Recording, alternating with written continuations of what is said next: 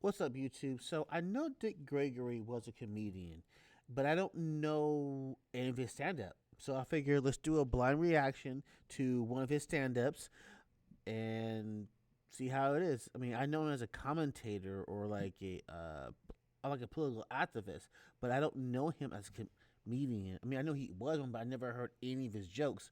So let's take a look at it and we'll talk along the way.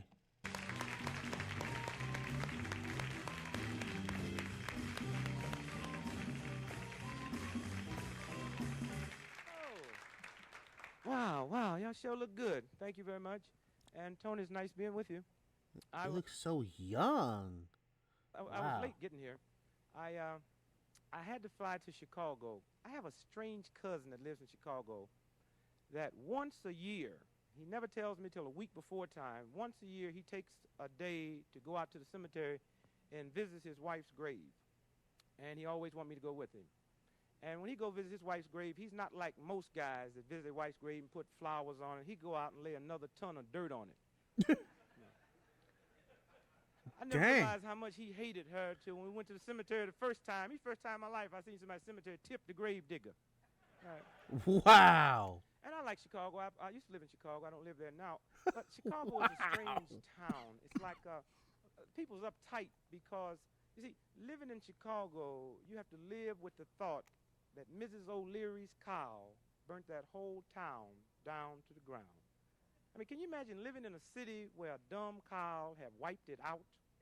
Mm-mm. But you know what I believe? I believe one day with the right investigation, we'll find out that maybe Mrs. O'Leary's cow didn't do it. We might find out that Mrs. O'Leary got drunk one night and went out in the barn and milked the bull by mistake. Wow. And the bull got mad. But everything, the whole world's gone crazy. I'm so glad that Watergate is over. I'm Oh, it's telling the you, 70s. people walk up and say, well, what do you think about Dick Nixon? Well, it had to happen. Anytime the president of the United States' best friend named BB, the great thing that happened in the black community, and, well, I don't have to tell you, in the black community, we were so happy when Watergate broke that all the black leaders in America sent Dick Nixon a telegram thanking him for not having no blacks in administration. Now you can order balloons with ease from Michaels. Thank Find a you. wide range of colors, Since you styles, didn't and want even us. character Yeah, designs. thank you. Plus, enjoy free helium inflation on select. It's well appreciated. Yeah, can't blame Watergate on us. Had it been one black, had it just been a rumor, we'd have got all the blame. I can just see Liddy standing in court. Judge Sirica, Your Honor, Jabbo Jones did it all by himself. And Judge Sirica saying, can you explain to me how one man can bug the whole Watergate by himself? Say, he did it with a watermelon, Judge. That's why many blacks, like myself, we're so glad young white kids is on the scene today. Because, see, young white kids don't be lying on us 24 hours a day like a lot of them old white folks used to do. 24 hours a day, a lot of them old white folks just be bad-mouthing us and talking about the way we look, talking about the way we talk. The colors got them big old funny-looking lips. Mm-hmm. That used to have a lot of effect on some blacks, walk around all day with their lips tucked in. This is accurate as of today. That's the part that's cracking me up. It's still accurate right now because they're doing it right now. Cat walking around with 40 pounds of meat in his mouth. He had nerve enough to badmouth the way we talk. Them colors just can't speak no English at all, which ain't never bothered me. I ain't got no English blood in me. And what little bit of English I do talk, the reading it sounds so bad, I learned all my English from a bad English-speaking white boy. And you Wow. can check that out for yourself. When they first brought me over here on the big boat, I wasn't speaking nothing but pure Swahili. Till that dumb white boy looked at me one day and said, go over yonder and get that bale of cotton, bring over y'all. I've been talking like him ever since. That's right. People forget about that. Okay, the so I say slave drivers and all that stuff. Those guys were actually just as illiterate, if not more illiterate, than any given enslaved person, because they weren't allowed to read or write either, and they didn't really care to read or write either. So they didn't speak too well either. So I said, you don't know what a breath of fresh air these young white kids on the scene today, because them old white folk could lie. I mean, it got so bad where I live, they had nerve enough to try to blame slavery on us. Just look you right in your eyes and tell you, we didn't have anything to do with it. We went over there to Africa to get some elephants. Niggas just jumped on the ship. They basically saying that now. Oh, y'all sold your own people.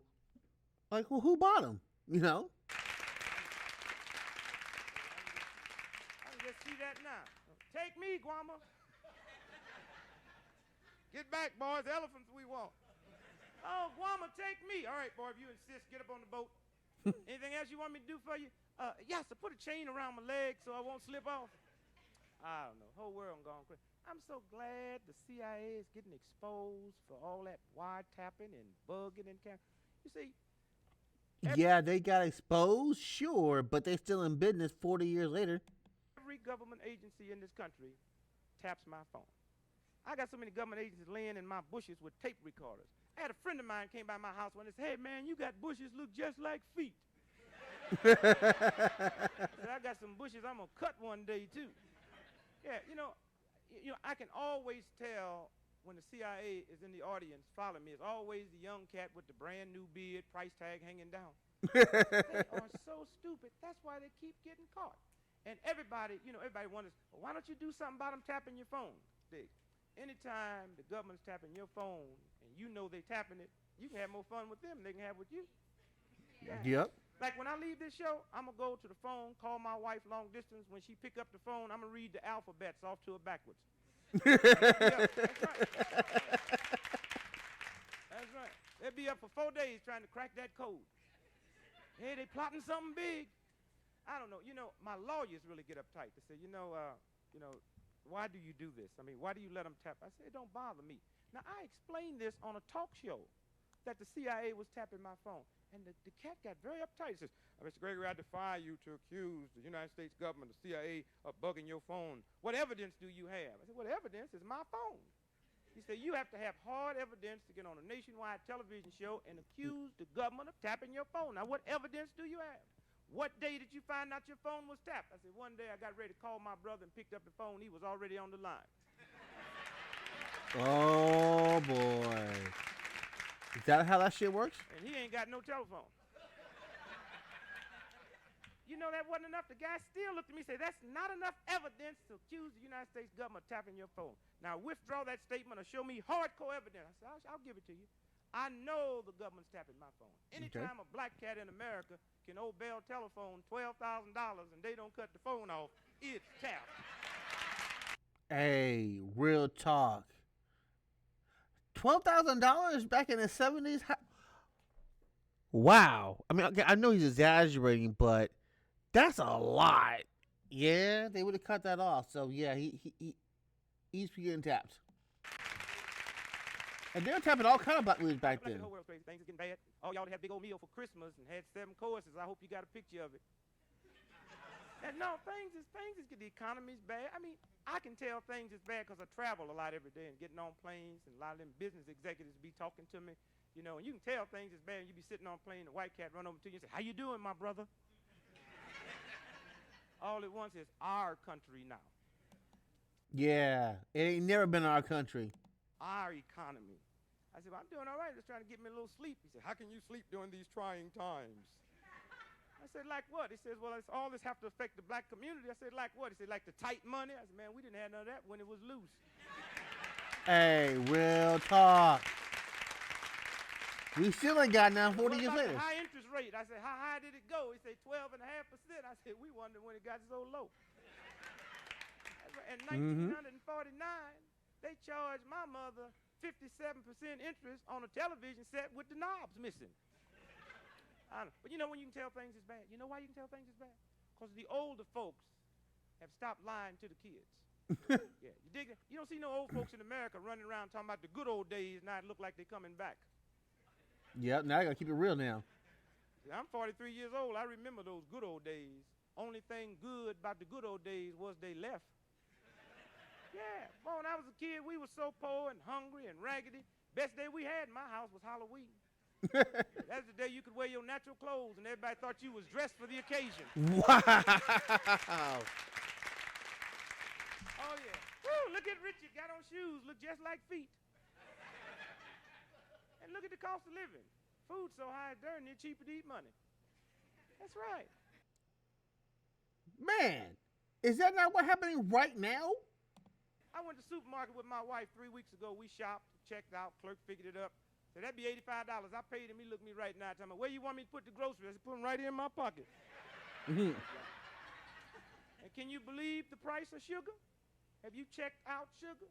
I'm going to make a prediction.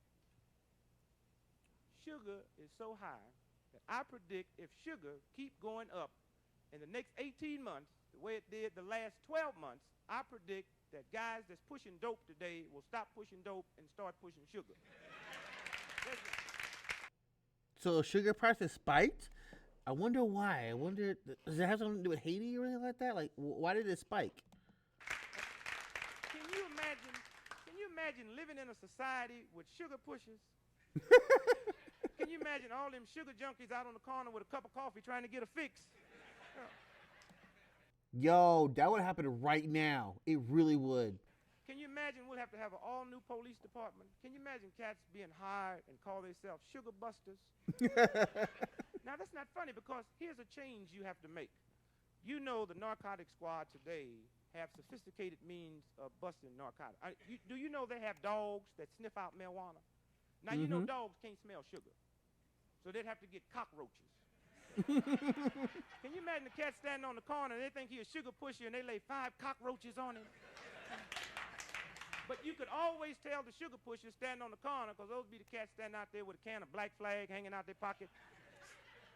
Which Black Flag works now on cockroaches. When I was a kid, we had cockroaches so big, they would send you to get the Black Flag. That's right. That's right. Black Flag didn't do nothing to cockroach when I was a kid but get them high. Never forget one day, cockroach ran across the room. I got a can of Black Flag and nailed him between the eyes. He looked at me and said, thanks, man. I needed that.